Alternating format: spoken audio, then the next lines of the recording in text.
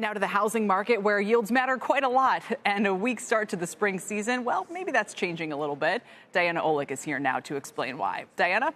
Well, Kelly, I'm going to say something a little crazy. It's not rates right now. Mortgage rates really haven't moved much at all in the past week. Even with the cooler CPI yesterday, they were flat on the day.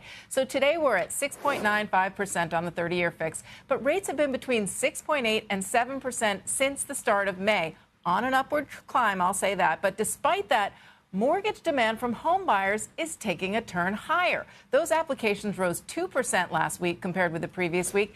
And the previous week, they were up 11% week to week. So 2 weeks of gains in May after demand fell for most of April. Demand is now up 18% compared with a year ago. And if you exclude the 1 week in April when all the tariffs were announced and rates dropped briefly, that 18% gain is the biggest annual jump since November.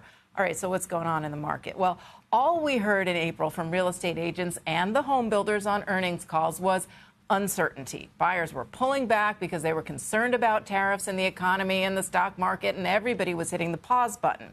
Well, in the last 2 weeks, though, we're hearing just the opposite. An agent in Cleveland said, "I have seen 3 times more buyers in the past 2 weeks than in the past few months." Now, maybe buyers are feeling better about the tariff talks and the stock market rebound.